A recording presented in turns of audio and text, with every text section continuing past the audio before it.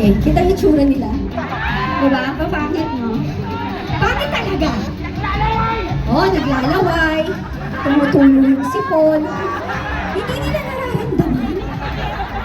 Kasi alam niyo po, pag nagda-drugs ka, manhid. May kulangot. Kaya nga, manhid sila sa kalagayan ng ating bansa. Diba? Ngayon, tawagin natin yung matatapang na nagsilbi sa bayan.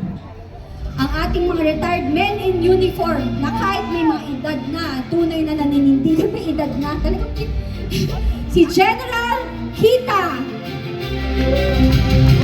Rain or shine! Rain or shine! Yun. Rain or shine! Mabuhay tayong lahat! Mabuhay. Mapagpalang araw sa ating lahat at maraming salamat sa libo-libong nandito ngayon. Kahit anong kulay nandito, may mga sumasampalataya sa ating Panginoon, kay Allah, kay Jehovah, kay Yahweh, kay Yesu Kristo. At iba't ibang grupo ay nandito ngayon upang makiisa. Tama ba yun? So dahil dito, nagpapasalamat ang sambayanang Pilipino sa pagtitipon natin sa araw na ito. Pero bakit ba tayo nagtitipon ngayon? Ang UPI po ay United People's Initiative, no? Yung inisyatiba ng mga tao, kaya nandito. Pero may ibang meaning ang UPI. Unity, peace, Peace. at yung I ay indignation. Yung puot ng taong bayan na kailangang iparamdam natin sa ating mga tiwaling namumuno. Corruption. Panahon na upang ipakita natin. Kahit may edad na. Tama yun, kahit may edad na, no? Nandito pa. Magandang segue yon na nabanggit, no? Dahil ako mismo, 68 years old, no? Meron akong 43 years in public service, 34 years po sa military, at 9 years sa public service. At nakita ko ang pamumuno ng iba't ibang presidente. Mula kay Marcos Sr. hanggang kay Marcos Jr. Record-breaking si Marcos Jr. Dahil dinidescribe siya ng karamihan ng mga Pilipino na the worst president we ever have. Tama ba? Yan. Basahin natin ang puot ng taong bayan na nakalagay dito ngayon, no? Ikulong ang mga tumanggap ng maleta. Tama. Ang nag-iimbestiga sa korupsyon ay ikinulong. Ang mga kumita sa flood control scandal ay tinanlong. Sobra na, tama na. I-plus na ang LBM. Ano ba yung meaning ng LBM? Lisa Bangag Martin. Ay, nako. Kala ko sa Cavite. Lalong humihirap ang buhay habang ang buhaya ay yumayaman at hayahay. Ikaw ang tinutukoy ni Saldico na mastermind. BBM resign now. Yan po ang panawagan ng mga kapwa natin Pilipino.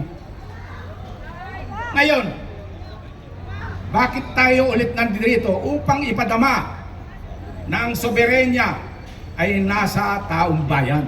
Tama. Ayon po sa Artikulo 2, Section 1 ng ating 1987 Constitution, the Philippines is a democratic and republican state. Sovereignty resides in the people and all government authority emanates from them. Ano po ang ibig sabihin nito?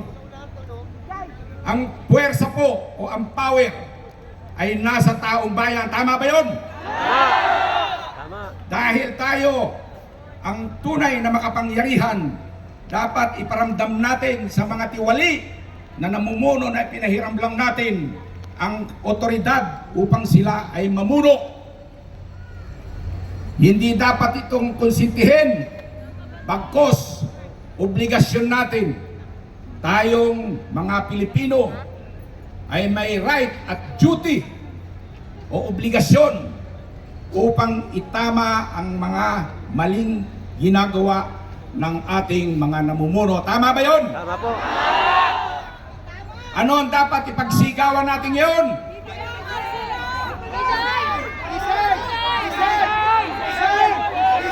Ano yun?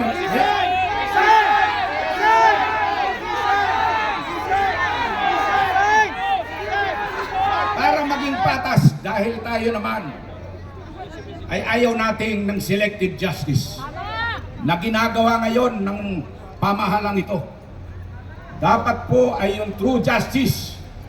So yung mga talagang nagkasala dapat mag-resign. Pinamumunuan nino.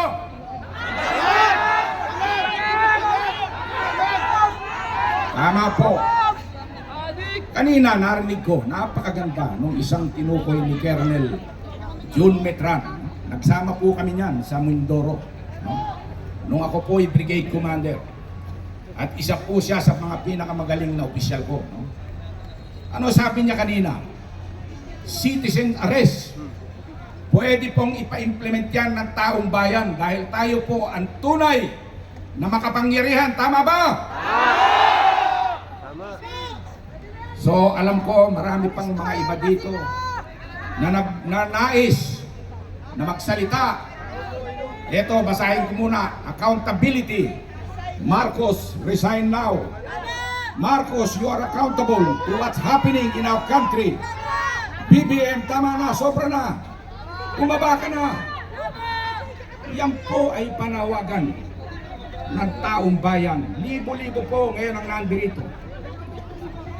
Hindi po kami magsasawa dahil karapatan po namin na sumigaw. Kapag yon, sawa na ang taong bayan.